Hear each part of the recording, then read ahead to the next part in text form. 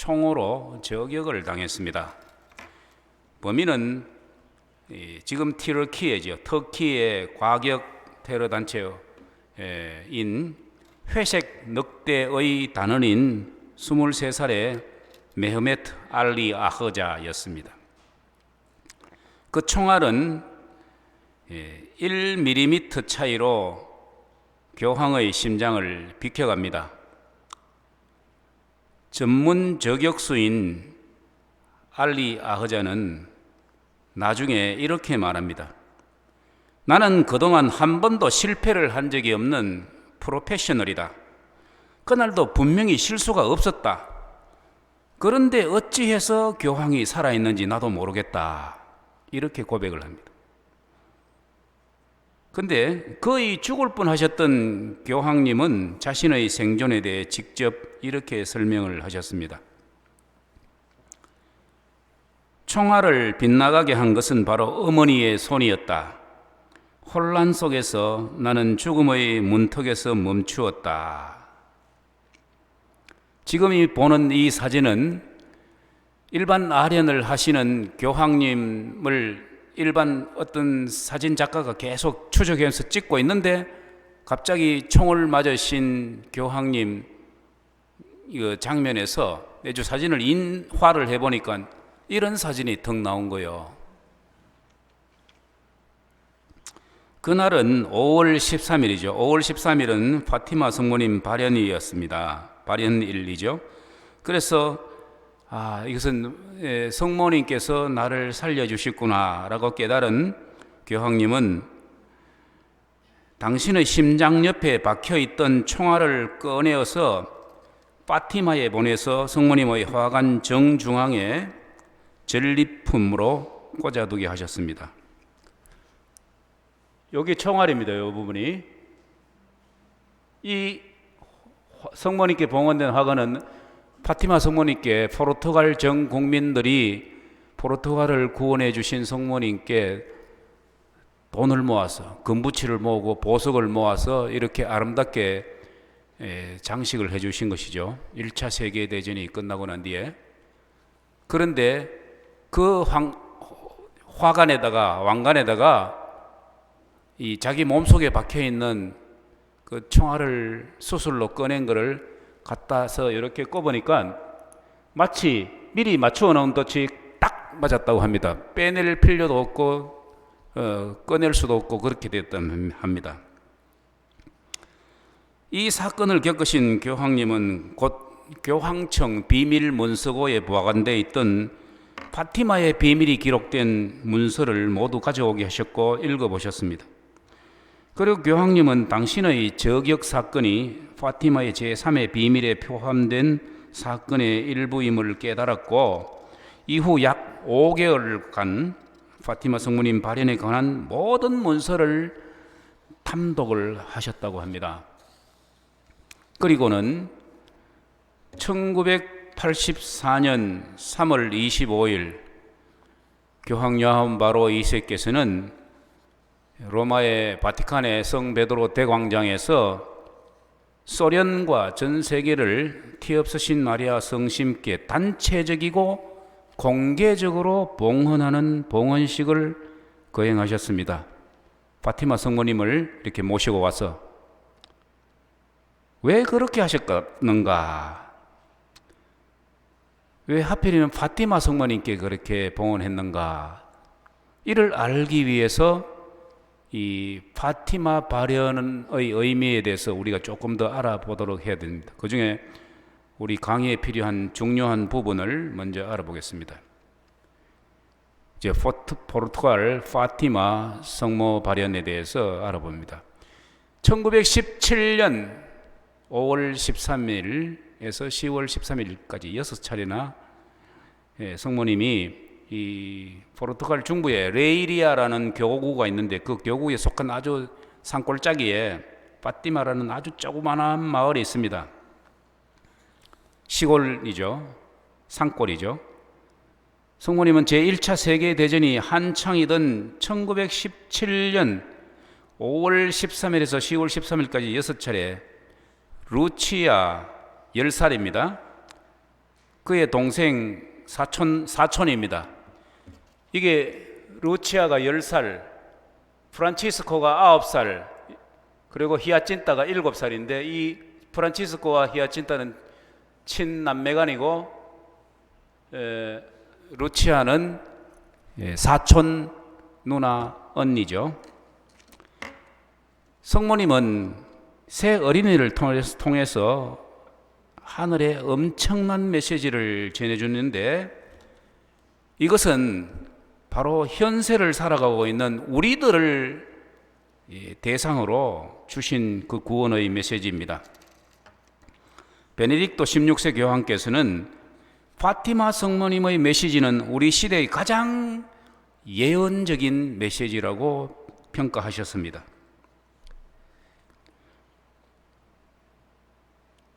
1917년 이제 세 번째 발현이죠. 5월 13일, 6월 13일, 7월 13일. 7월 13일에 성모님께서는 새 어린이들에게 지옥의 환시를 보여줍니다.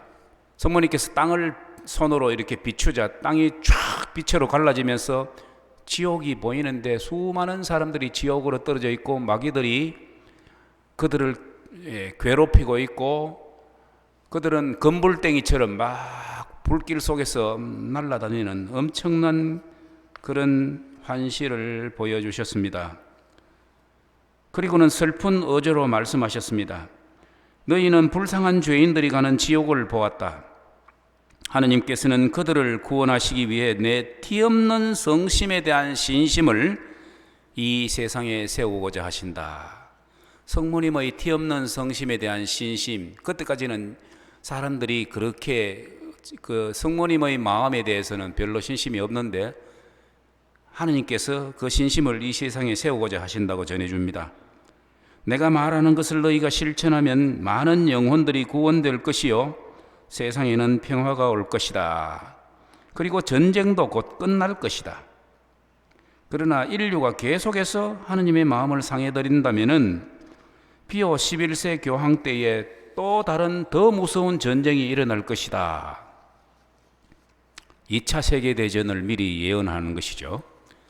원인 모를 빛에 의해 밤이 밝혀지거든 하느님께서 전쟁과 기아 그리고 교회와 교황에 대한 박해로서 세상의 모든 죄악을 벌하시려는 표지로 알아라.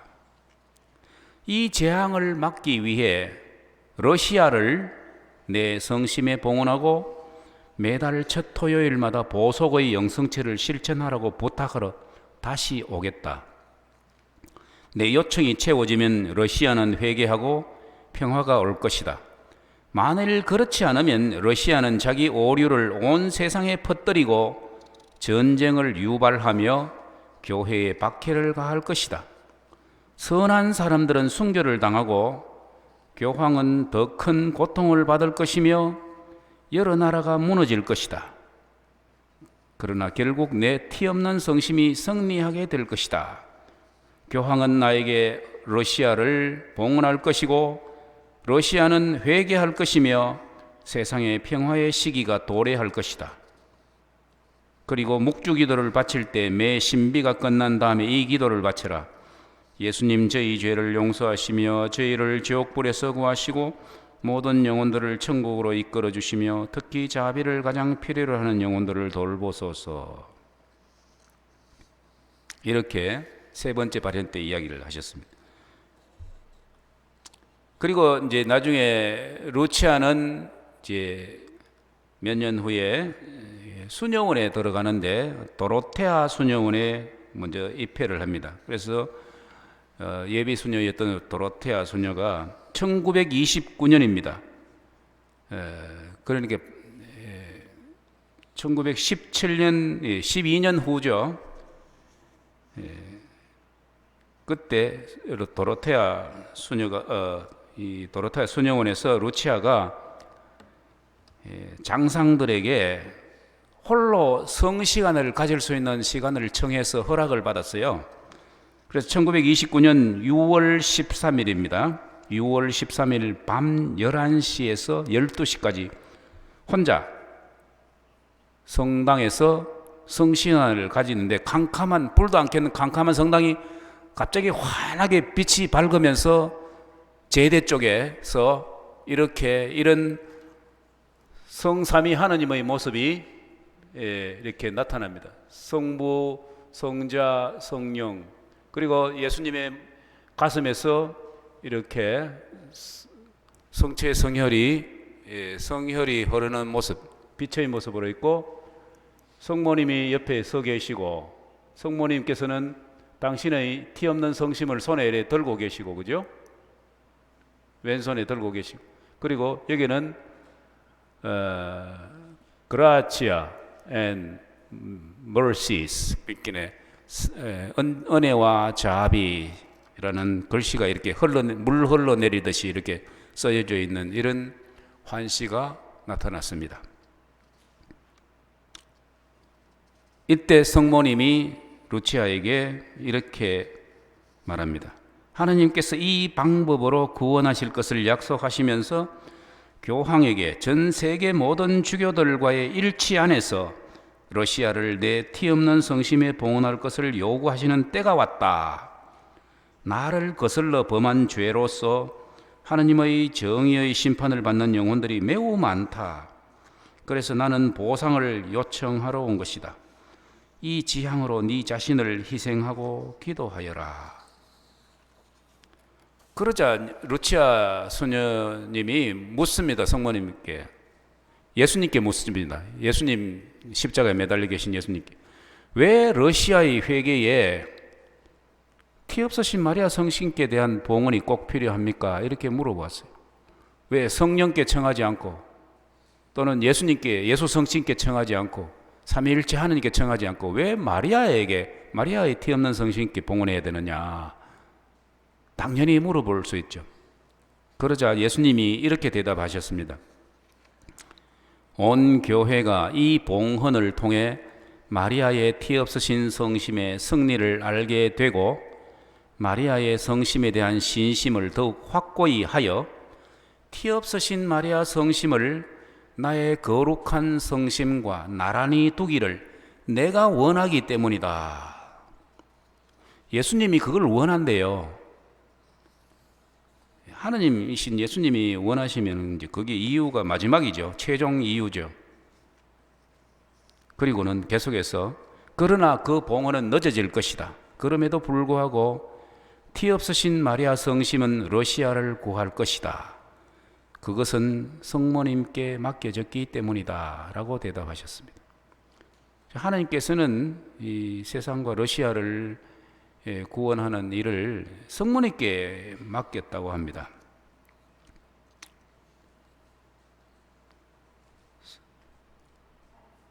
러시아를 그래서 봉헌한 결과에 대해서 우리는 알아보고자 합니다. 성모님께서 원하신 단체적이고 공개적인 그런 러시아와 전 세계를 봉헌하는 일은 1984년 3월에 가서야 이루어졌습니다. 즉 파티마 성모님께서 살려주셨다는 것을 깨닫고는 요한 바오로 2세 교황님이 성모님의 뜻을 모든 문서를 탐독해보고는 깨우치고 그래서 전 세계 주교님에게 공문을 보냈습니다. 내가 봉헌식을 할 테니 참석해라. 그리고 매스컴이 중계하는 가운데 1984년 3월 25일 날 예수 탄생 예고대 7구일에 파티마 성모님을 모셔놓고 봉헌식을 거행하셨죠. 이렇게 봉헌식 거행하고 난 뒤에 큰 변화가 생깁니다. 바로 9개월 후에 이 1984년 12월에 3월 25일 봉헌하고 12월에 소비에트 연방공화국의 서기장인 고르바초프라는 사람이 갑작스럽게 글라스노스트는 러시아 말로 개방이란 뜻이고요. 페레스트로이카, 개혁이란 뜻입니다. 글라스노스트, 페레스트로이카 정책을 발표합니다. 그런데 그 온건한 발표였지만은 내용을 보면은요, 공산주의 포기 선언입니다. 그리고 서방 세계와의 화해 정책이었죠. 그 당시 냉전 시대에 러시아에서 소련에서 이런 발표를 서기장이 할 수 있는 분위기가 아니었어요. 만약에 그렇게 하면은요, 예를 들어서 우리나라 대통령이 우리는 오늘부터 민주주의 포기하고 공산주의 하겠습니다 이러면은 어떻게 되겠어요? 저 대통령 돌았나?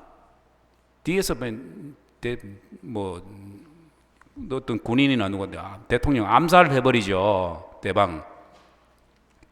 그런데 이상하게 반발이 없었어요. 이 고르바초프는 그동안 계속 오래 살다가 올해 돌아가셨어요. 90 몇 세 때. 이 정책이 발표 후에 곧 폴란드의 민정이 회복됩니다. 그리고 5년 후에는 동서독을 갈라놓았던 장벽이 1989년 10월 18일 무너졌습니다. 이 장벽을 부수는 장면이 나오는데 여기는 이 부분은요, 이 잘라가지고 장벽 한 조각을 분명히 파티마 성모님께서 도와주셨기 때문에 그랬다 해서 이 파티마 성지에, 포르투갈 파티마 성지에 이렇게 유리관에 싸서 이렇게 성지 한쪽 벽에 기념관으로 세워뒀습니다. 사람들은 그 의미를 알죠. 파티마에서 발현하신 성모님이 주신 메시지대로 했더니 이런 결과가 왔다. 마침내 봉헌식 6년 후인 1991년 성탄절에 망치와 낫이 그려진 소련의 붉은 깃발이 크레물린 궁에서 완전히 내려지고 적청 백색의 새로운 러시아 깃발이 크레물린 궁에 개양이 되게 됩니다.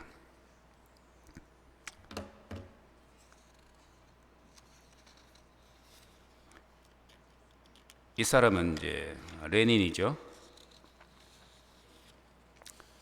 1917년 파티마에서 성모님께서 5월 13일, 1917년 8월 5월 13일에서 10월 13일까지 6차례 나타나셔서 러시아를 내게 봉헌하라. 그렇지 않으면은 러시아가 많은 나라를 무너뜨리고 전쟁을 일으키고 교회와 교황을 박해하고 이 세상에 큰 근심 덩어리가 될 것이다 이래 했는데 1917년 그때까지만 해도 제정 러시아에서 짜르라는 황제가 다스리는 제정 러시아였기 때문에 그런 조짐을 몰랐는데 러시아 11월 달에 소비에트 볼셰비키 혁명이 일어납니다.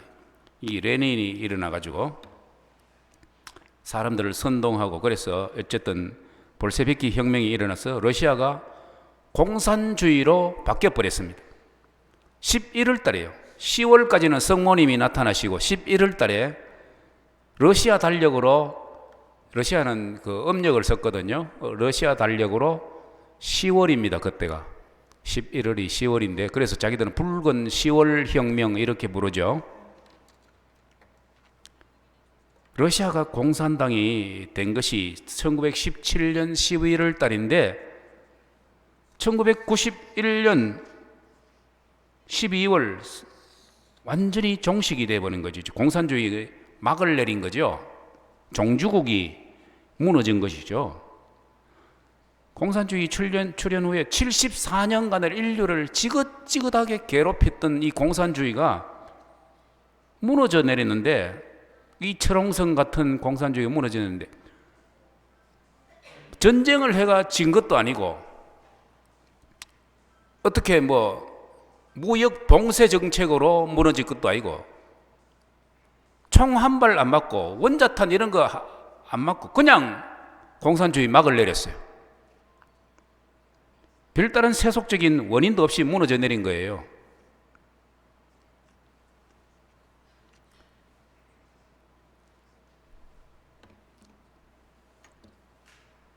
성모님은 처음부터 러시아가 그렇게 될 줄 알고 전 세계 봉헌식을 단체적이고 공개적으로 교황이 봉헌해라고 계속 요구하셨는데 계속 미루어 오다가 결국은 요한 바오로 2세 때가 됐어야 이 봉헌식을 했고 그 결과로 이렇게 종주국이 무너졌습니다. 왜 그랬겠습니까? 왜 단체적이고 공개적으로 하라 그랬겠습니까? 그것은 다른 세속적인 이유 때문에 무너진 것이 아니라 내게 봉헌했기 때문에 내가 얻어준 선물이다라는 사실을 부인할 수 없도록 단체적이고 공개적으로 그렇게 봉헌하라고 요구하신 것입니다. 당신께 성모님의 티 없는 성신께 봉헌하는 그 위력을 보여주시고 그것이 얼마나 중요한 것인지 보여주셨어요. 그리고 그것이 봉헌의 끝 마무리가 아닙니다. 그 봉헌이 얼마나 중요한 것인가. 그것은 결국은 하나님께서는 모든 사람들이 지옥에 떨어지는 것을 막기 위해서죠. 그러면 우리 한 사람 한 사람이 계속 봉헌해야 되는, 성모님의 티 없는 성신께 봉헌되어야 하는 일이 남아있는 거예요. 공산주의 몰락이 끝이 아닌 것입니다. 이것은 하나의 봉헌의 결과이면서 하나의 큰 초대죠. 내게 봉헌하라. 즉 우리 모두 죄와 악의 구렁텅이에서 해방되고 보호받고 안전하게 구원되려면 성모님의 티 없는 성심에 봉헌하는 것이 참으로 필요하다는 사실을 가르쳐주는 가르침이기도 한 것이죠. 그래서 이런 것을 잘 아시는 프란치스코 교황님은 파티마 성지에 가셔서 직접 그 성모님에게 다시 한번 봉헌을 하시는데, 이번에는 우크라이나 전쟁이 있어서 명시적으로 러시아와 우크라이나를 성모님께 봉헌하는 이런 봉헌식을 가지신 것입니다. 이렇게 성모님께 봉헌하는 일이 얼마나 중요한 일인지 성모님께서 모든 사람이 알도록 했는데 마귀 장난인지 사람들은 그걸 잊어버렸어요. 그리고 이런 큰일이 벌어지면은 유가가 좀 올라가고 주식이 좀 올라가면 세상 전문가들이 막 굉장히 열심히 분석하는데 20세기에 가장 위대한 일이, 큰일이 벌어졌는데도 전문가들이 없어요. 분석을 안 합니다. 그런데 성모님은 그게 내게 단체적이고 공개적으로 봉헌했기 때문에 그렇게 됐다는 사실을 알기를 바라십니다. 저는 이것을 안타까워서 사람들이 모르기 때문에 그 봉헌하라고 계속 소개를 합니다. 그리고 파티마 성모님 가정 순례를 하면서 가정들이 봉헌되기를 바랍니다. 우리 개인이, 우리 가정이, 우리 교회가, 전 세계가 성모님의 티 없는 성신께 봉헌하면은 그 안에서 안전한 피난처를 얻고 안전하게 예수 성신께로 인도되고, 예수 성신께로 가는 가장 지름길이 마리아 성신께 봉헌하는 길입니다. 그리고 이것이 우리를 결국 천국으로 인도하는 지름길이 될 것입니다. 성부와 성자